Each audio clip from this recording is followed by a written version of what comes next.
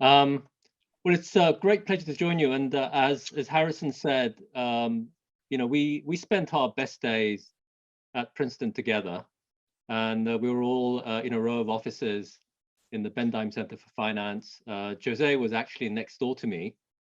We had great discussions, and it turns out that those times really have a lot of resonance for the story that I'll actually tell you, because the standard story about global value chains is that, and actually the state of globalization more generally, is that it's been, the narrative is shaped by the sequence of really extraordinary shocks that have hit the global economy. And so we all know the initial COVID shock and the economic shutdowns.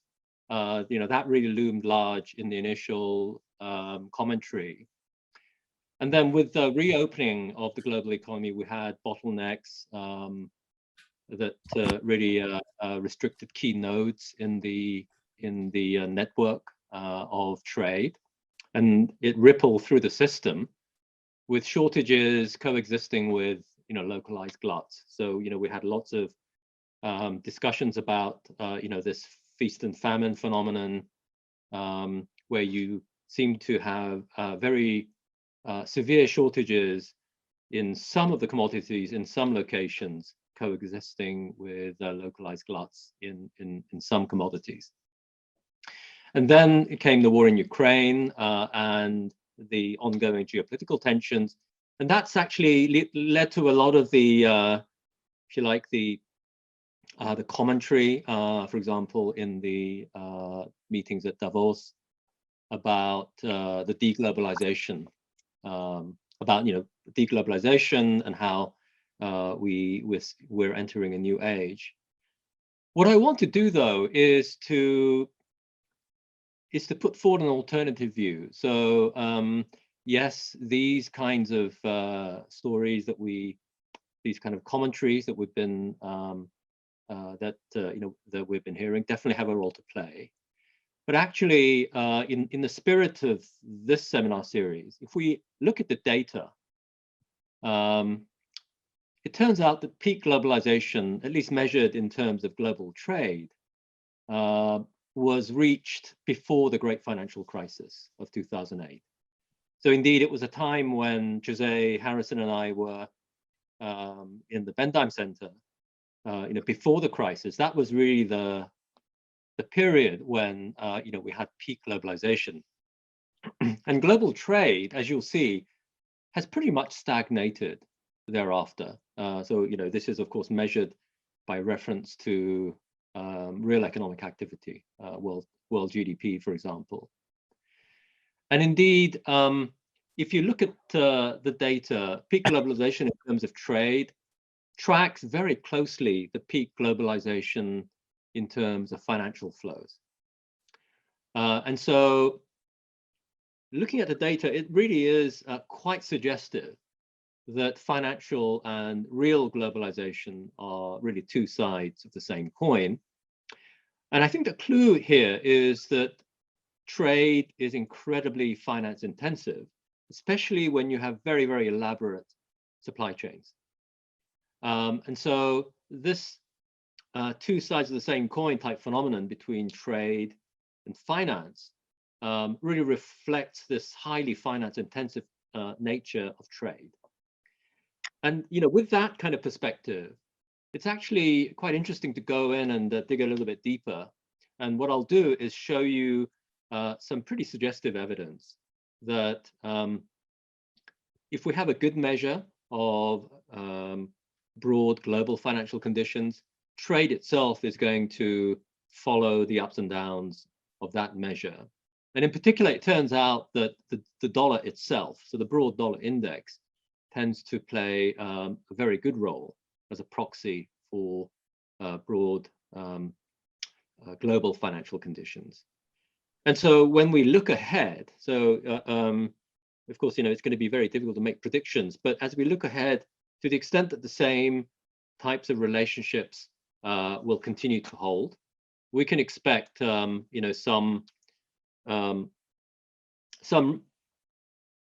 ups and downs that will actually follow financial conditions as given by, for example, the broad dollar. So what I will do is just to take you through a couple of charts just to set the stage. So clearly, global trade has grown very strongly in the age of globalization. We had a little bit of a blip during the GFC, and I don't know whether you can see my cursor, but that's the GFC here. And then, of course, during the initial stages of the COVID shock.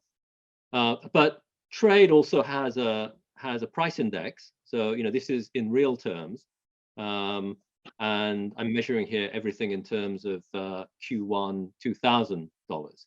So these are Q1 $2,000 as deflated by the trade price index. If we look at global GDP, of course, that's also grown tremendously. And this is real GDP in Q1 $2,000. What if we take the ratio? I think this is the acid test. And what we see is this really striking chart where global trade in real terms as a fraction of global GDP in real terms. I'm sorry, am I the only one who lost the screen? Can you, let me try sharing again. How is that? Okay, good, excellent. Sorry about that. Good. So what you missed was basically, real trade, real GDP, and the ratio of the two. And you can see from this chart that real trade to real GDP, that peaked in 2007. So here, sorry, would you mind minimizing your Zoom because it hides part of the screen? Okay, sorry. Thank you very much. Okay, very good. Sorry. I mean, the problem with this is that I don't know what you can see. So now we can see your graph. Yeah, excellent. it's perfect. Excellent. Report toward GDP. Very good. Yeah. So here it is. So goods exports to GDP, both in real terms. They're different deflators. I mean, GDP is primarily services, exports primarily goods, as you'll see shortly. And so, they need their own deflator. And this is the ratio of the real to the real. It really grew tremendously in the golden age of globalization. It peaked just here, just before the GFC. It really dipped very sharply. Then it bounced back. But then since, ever since 2011, 2010, it's been stagnating. So if you were really interested in the question, when was the start of the if you believe that there is deglobalization happening, and it's being driven by COVID, it's being driven by geopolitics. Well, actually, I have news for you, because if you look at the data, it started a lot earlier. And what does this chart resemble? Well, this is where I think my perch here at the BIS gives me quite a good vantage point. Fascinating. There are lots of ways of measuring global finance, and so here's one way, which is just the total cross-border bank lending relative to world GDP. So I've separated out different banking systems. So depending on whether the headquarters are in the euro area, the US, or Japan, or in other European countries. But this is the aggregate. The black line is the total. So if you look at global banking activity and just add it all up, as measured by cross-border claims, it peaked as a proportion of world GDP exactly here, and it reached something above 50% of global GDP. But since then, it's really been stagnating thereafter. Of course, if we look at just the dollar amounts, that's been pretty flat. But what we're doing here, of course, is to normalize by world GDP, and hence this downward sloping chart. We have a little bit of an uptick here, But then as we hit the COVID period, it's been pretty subdued. By the way, there is another story which I won't have time to tell you. You can see that it's the yellow, which has seen the biggest ups and downs. It's really, this is a story about European banks mainly. It's actually European banks intermediating dollars. This was the subject of my IMF Mundell-Fleming lecture, some time ago. If you add European banks from the euro area here in yellow and other European banks here in blue, it really is a huge chunk of global banking. But that's another story. I don't have time to get into that. But in the aggregate, essentially, if we look at global banking and global trade, they both, there's a kind of certain resemblance here to the two series. They both peak just before the global financial crisis. Now, why might that be? So it turns out that when we look at the trade data, and this is from the World Bank, and just ask what are the components of trade that has grown fastest? Well, the answer turns out to be it's manufacturing. So if you break out the various categories of trade into its different components, and we're measuring things here by global GDP, it's really the gray bar which sees this tremendous increase, as a percentage of global GDP. So 1965, 1985, you can see the growth there. 2007, look at that. We see this huge growth in manufacturing trade. And ever since, that's been stagnating. If we look at the other components, in particular services, that's pretty much, that has grown, but it's pretty much kept pace with global GDP itself. The other components like fuel, food, ores and metals, other raw materials, they've really been quite small. It's really the manufacturing sector that has really driven the growth in trade, and which has also suffered the stagnation in trade ever since. Now, one way to approach this is actually to think about what happens when you're trying to organize and maintain a global value chain. And you may remember this book by Tom Friedman, who wrote this book called The World is Flat. It was kind of, anthem to globalization. It came out in the early 2000s. And he's interviewing the CEO of UPS. And this is what the CEO says. And they're talking about inventories. When our grandfathers owned shops, inventory was what was in the back room. Now it's a box 2 hours away on a package car, or it might be hundreds more crossing the country by rail or jet, and then you have thousands more crossing the ocean. So inventory is not just stuck, in the back room, it's actually moving around. So I think what this gives you is a sense of the kind of time delay between incurring costs and receiving cash flows. Let me give you a quick example just to illustrate what I have in mind.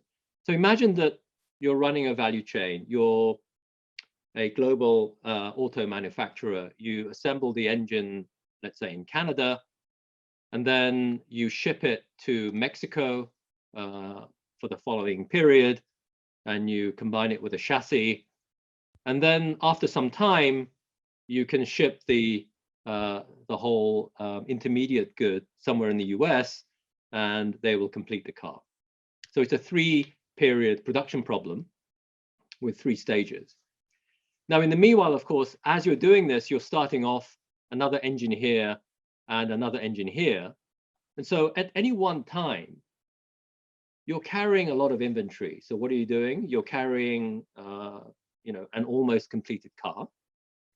You're also carrying a car which is semi-complete with the engine and the chassis. And you're also carrying an engine. And you can imagine that if the supply chain is more complicated, your inventories are going to be much more elaborate. So this idea of inventories not being just a buffer stock, we tend to think of inventories in simple models, in terms of the SS model, it's really a kind of buffer stock that you have just to shield you from shocks. Well, actually, inventories move around. It's not a buffer stock. It's actually something that you have to carry on your balance sheet. So what are the balance sheet implications? Well, let's just think about this. So that engine, it's 1 period old. Let's call that V. That's the value that you carry your inventory. You have to finance that with short-term debt.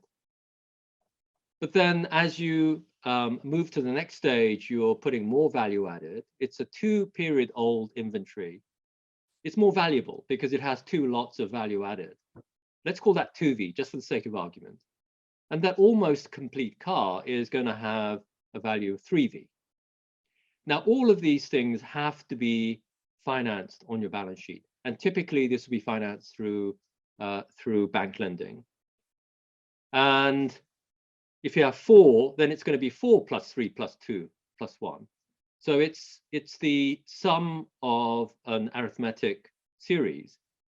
If you like, it's the area of the triangle. And the area of the triangle, as we know, is increasing at the rate of the square of the length of the chain. So there's a nonlinearity that kicks in, which means that if you're going to maintain a very elaborate value chain, you're going to need a lot of these inventories to actually, maintain that supply chain. And this is very, very finance intensive. And if you like, the incremental financing need of extending your value chain by 1 notch when your value chain is already very long, that's a huge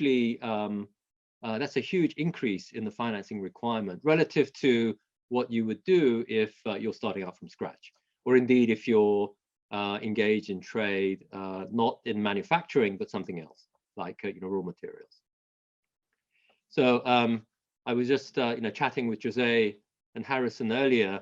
There's a very old paper that I have with Cedric Kim, which we have sort of revamped, and it's now posted as a BIS working paper in case you're interested in the macro implications of this kind of setup. So how does this actually allow us to shed light on this green segment? So this is the chart that you saw before. It's the trade to GDP ratio. And I've just put a green rectangle around the period that we're interested in. Let's just focus on the period from the year 2000. And if we then ask, well, what does, okay, have I lost, let me just check, you can still see, have I lost the screen?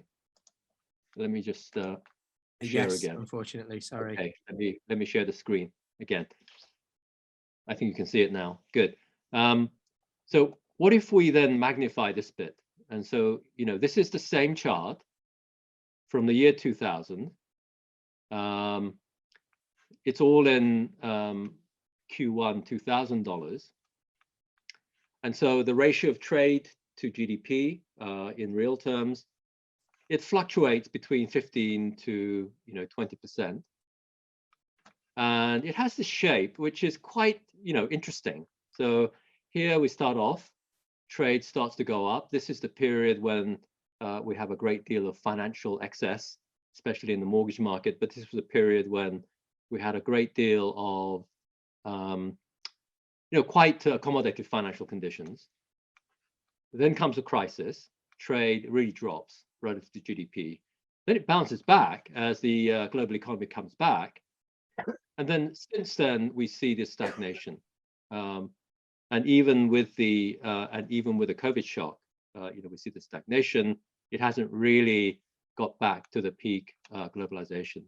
And this chart is coming from my paper with Valentino Bruno. So here's the link, and we actually sort of look at this and look at much more the micro dimension to this. And it turns out that there is a reflected symmetry here.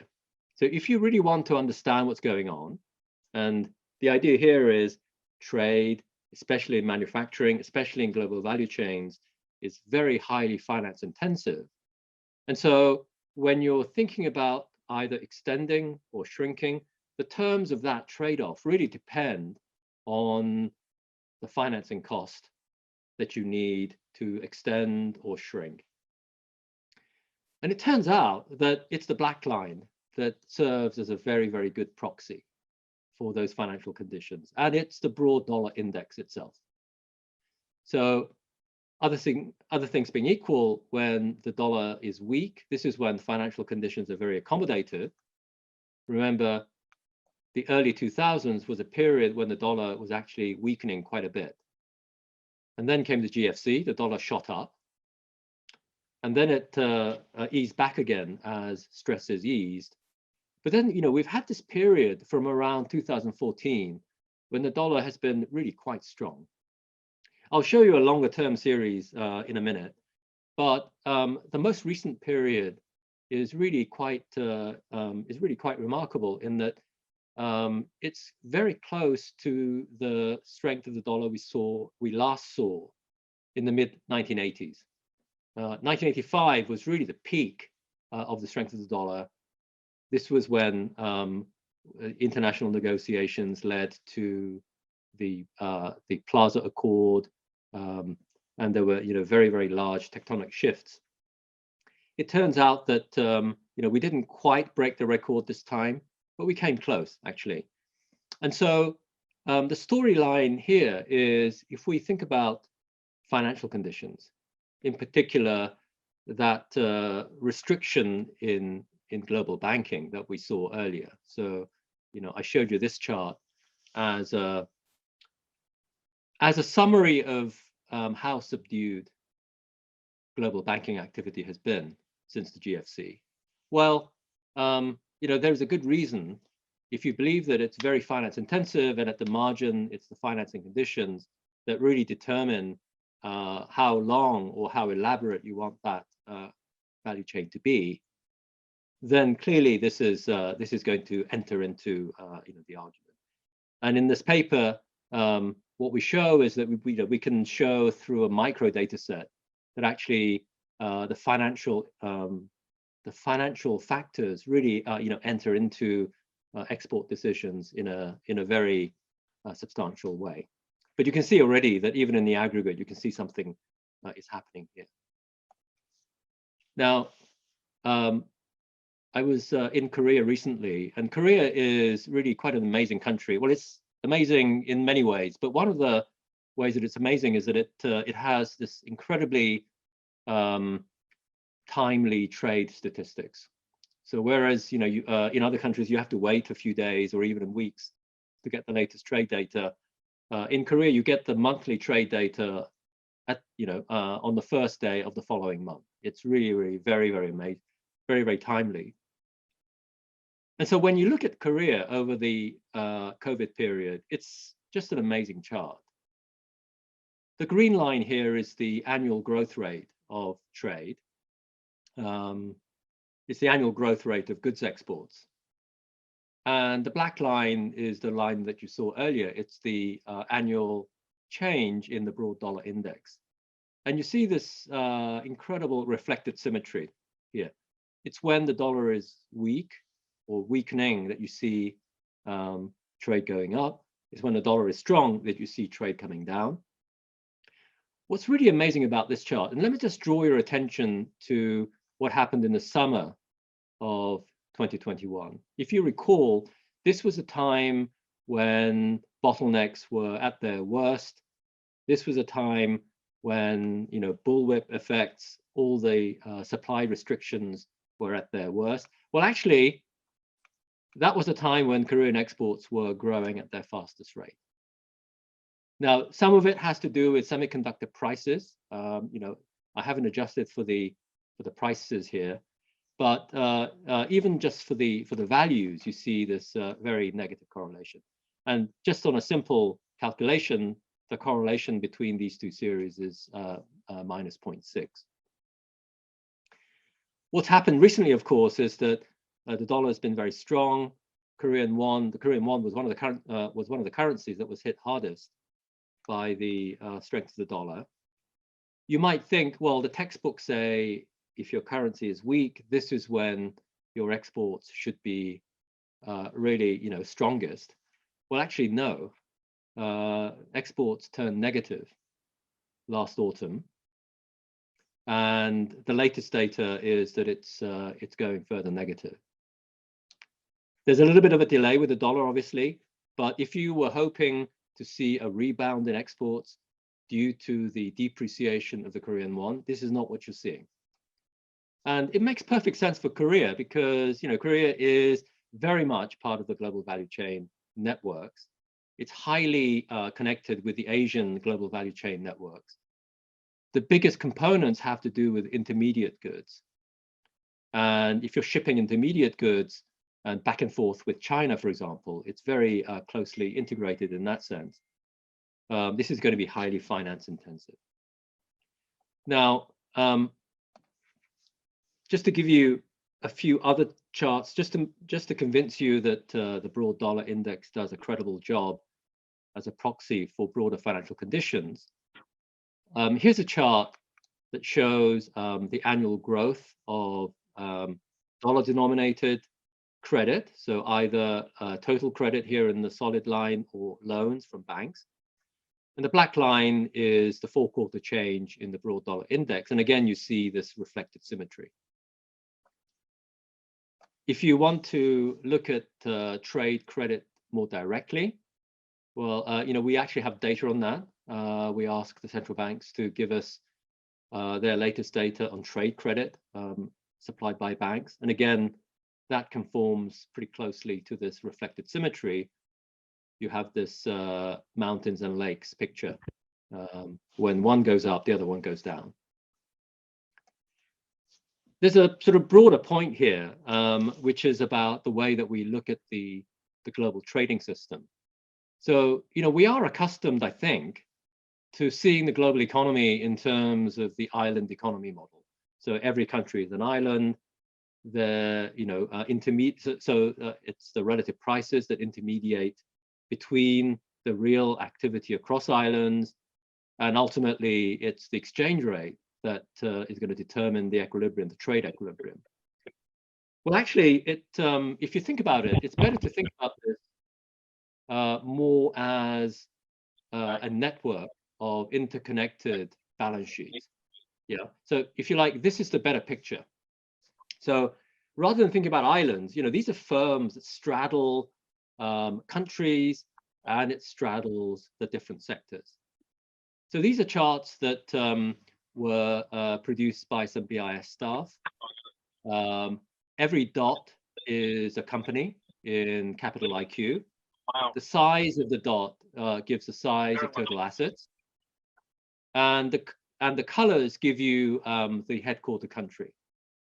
And what you can see is that it's a very, very interconnected series. The positioning here is in terms of centrality. So it's the fixed point calculation. It's like having the Google rankings of web pages.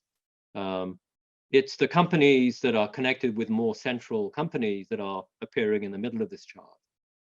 And you see that it's it's an incredibly intricate web. It's not, these are not islands, and they're all, interconnected through the balance sheets. So these are across countries, and global value chains are also networks of balance sheets across industries.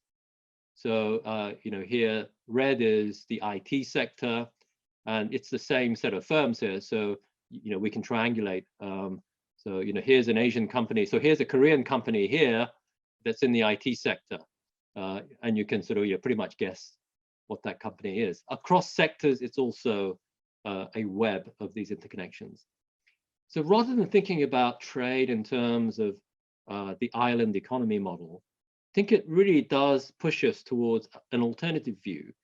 These are really balance sheets that are interconnected, highly integrated, highly finance intensive. And this is where I think it's a training both in terms of the real economy and in terms of finance. And to put it all, if you can actually have the technical training to think about the networks, I think that's the kind of combination of skills that will really come in handy.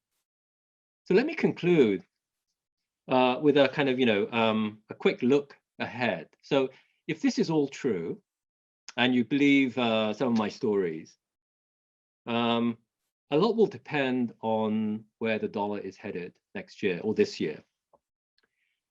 Now, one very important backdrop here is what inflation will do. And here are the inflation rates across these economies. And here are the forecasts for the end of the year.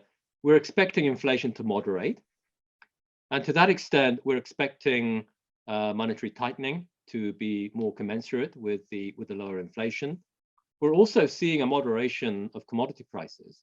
So, if we look at the oil price, if we look at the price of oil, it clearly peaked with the Russian invasion of Ukraine. But lately, commodity prices have been really quite subdued. And this is an interesting chart. So the New York Fed has an index of global supply chain pressures. And this is the black chart here. You see how tight this measure is in 2011. Well, if you recall the chart that I showed you for Korea, that was when Korean exports were booming, right? And so if you were thinking that these bottlenecks are really going to hold back trade, well, guess what? Trade was really booming in those days. In a way, it was because trade was booming that some of these supply chain indices were showing, strains. And here are the PMI indices for delivery times across various countries. They really peaked in 2021, and now they're actually pretty close to being normal. And here's the long-term chart that I mentioned earlier. I said that the recent strength of the dollar is, revisiting some of the peaks that we saw in the mid-1980s. Well, this is the chart for the BIS real effective exchange rate for the dollar, going back 50 years. And you see that it's a W shape. So the most recent peak in the dollar, it didn't quite break the record of early 1985, but it came close. And if we look at over the last 50 years, the recent period is really a period of quite a strong dollar. And to the extent that this is going to have an impact on financial conditions, banking activity in particular, this is going to impact the real side. Here's a zoomed in version. It's monthly data, and essentially the dollar peaked at the end of October. And here are the bilateral exchange rates against the major currencies. We've seen a little bit of a reversal of the decline in the dollar recently. And for those of you who follow financial markets, you will know that the most recent macro data is showing somewhat the a revival of some of the underlying inflation pressures, and the labor market is staying very strong, especially in the US. But if you look at this chart, and you believe that the dollar has peaked and we will sort of gently come down, this would point to trade receiving a boost over the next few months. And this is going to be very much a case of whether